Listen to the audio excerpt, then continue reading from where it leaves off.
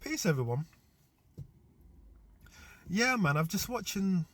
I've been watching a few episodes now of this new Black Mirror. I like my sci-fi, and I like that Black Mirror, their sci-fi, because it's dark. It shows you where all of this spiraling out of control technology that's being dumped on us. It shows you where it's potentially like gonna end up, or where it's going, and showing us some of these technologies that are just around the corner. So this one I've noticed, this new series, everyone's got this like little, I think they call it a nub or something, this little disc that they put to the temple, and then they can immediately go into VR, virtual reality. You know what I mean? It's like an astral plane, isn't it? A digital astral plane. You just like gone into a dreamscape type thing. I thought to myself, well, since they're showing it here, they're getting you used to that idea, so it's obviously just around the corner, you know. I'm looking at it now and I'm thinking to myself, would I do it? You know what I mean? Would I do it? Because while I was watching some of these episodes, I thought to myself, what happens if you get stuck in there? Something's going to go wrong. And lo and behold, this stuff starts to happen. And I'm like, yeah, man. I'm like, yeah, but that, yeah, I don't trust this type of technology, you know. Would I do it? But it looks fantastic. You know what I mean? All of a sudden you're just there in this world. Just like a dream, you know. So that type of technology, it's got its benefits. It's got its pros. But in this world, you've got to understand, it's being made with people, even though they're very intelligent people that are coming up with these technologies, they're very flawed in their spirituality. So there's always going to be a death element there in whatever's made in this world. It's made with dissatisfied people. So there's going to be a dissatisfaction within their work. Basically, things are going to go wrong. You know, even these phones that we're holding now, you can't hold these phones too close to your head, because they're giving out, you know, microwaves that are like slowly cooking your brains. See? So there's always a death element there. So yeah, would I do it? I'm like, I don't know, you know. I don't know. So there's like this particular episode, I think it's called Hotel Reverie or something like that, with this black star. I think she's a comic called Issa Rae, and like the views are very polarized. A lot of people are like loving this episode, and a lot of people are hating this episode for, you know, various reasons. But one of the popular reasons that they hate is because they think that this Issa Rae, her acting's a bit wooden type thing. So I was watching it now because I wanted to see what the big deal was about this particular episode with this Issa Rae woman. I've seen a couple of her stuff. You know, I think she's big in America. I'm from England, so I don't know that much about her. I've seen her a couple of times, and it's like, she's all right. You know, playing that comic role, she's okay. So anyway, I'm watching it now, and it's like, to be honest with you, I fell asleep. I must have been tired. I don't know. I fell asleep. But the wooden acting, I get it. Because I thought to myself, because the other lead role, this white girl, because it's basically set this old time Humphrey Bogart type-esque movie, black and white movie, very very moody type. And like obviously you got the lady of the show, and Issa Rae, she's playing the male part type thing, and like the part that the white actress is playing, I don't know her name, she's a very good actress, you know, proper acting type thing. And Issa Rae is quite wooden. And I thought to myself, I don't think she's the one for that part. You know, but I'm saying the same thing that everyone else is saying who didn't like it. They could have got someone else for the part, but it's part of the point why she's playing a very wooden type character in the show. That's part of the point, because things are going wrong. She's having to like improvise type thing, and like there's a lot on the line, or she's going to be stuck in there forever, or killed, or one of the two. Like I said, I fell asleep, but basically she had to like find her way around the mess ups that was going on within the script to get herself out of there type thing at the end. So she was under pressure. You know, but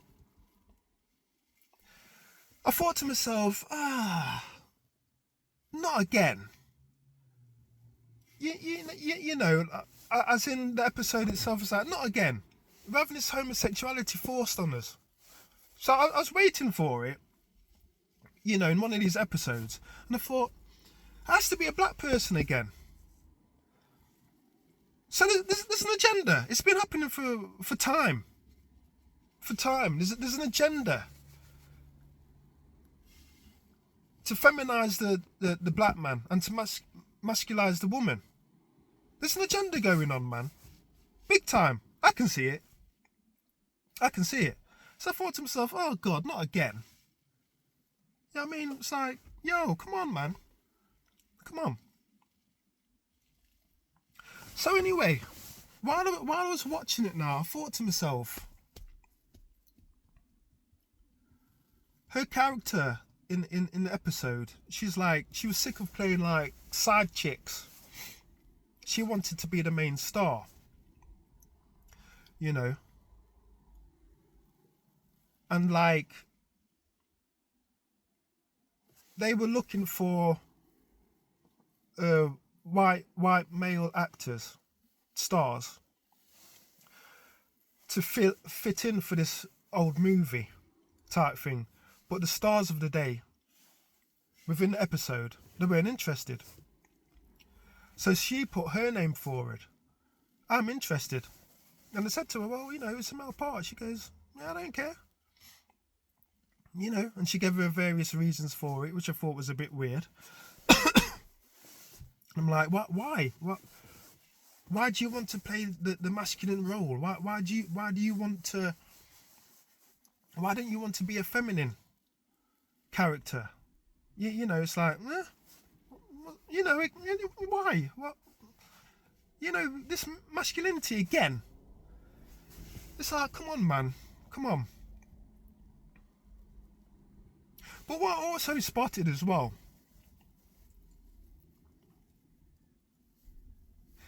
is the black man as the lady of the races, which was like a moniker which was put on the black man and the black nation as a whole. I think it was termed like in the early 20th century from like sociologists from America. I think it was like started in Chicago. One of the main protagonists of this term, what was his name? Something like James E. Parks or something like that. A well-known sociologist. He put this term on black people, the lady of the races, the black man in particular, but the black nation. We were supposed to be good at like arts and buffoonery and stuff like that, but we're not adequate. We haven't got the mindset for political roles or high social roles, you know, because we haven't got like the brain power, you know, that same old crap that's put on us type thing. But that's what I seen. You know what I mean? So she's playing this male part, which isn't good enough. The white actors didn't want it, but she wants to step up. I wanna be the male, you know. I wanna be the lead, type thing.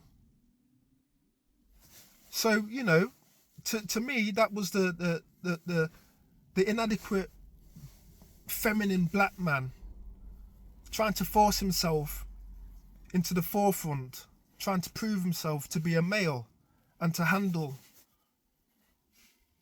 the male job on the planet. That's what I seen as well. That's what I seen. So you got all this homosexuality thing going on. You got all this lady of the races going on. That's what I seen, man. I just thought it's weird. You know what I mean? It wasn't weird because they knew what they were doing symbolically. Because this is all theatre, isn't it? This is all mythos. And they're trying to force their mythos on the world. Because a lot of people are watching this.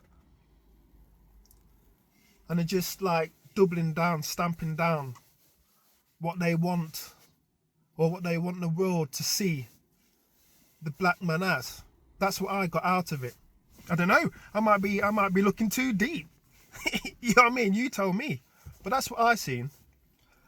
What predominantly stood out for me was the lady of the races, and so they picked a good actress for it. Like I said, everyone's got their opinions on this Issa Rae, but from what I've seen, I think they picked the right one. You know? But yeah, strange sci-fi. It was a strange episode. Yeah, you're playing these games. You're playing these games with black people. But yeah, I thought I'd throw my little 6 penneth there into the mix. Alright, I'm out. Peace.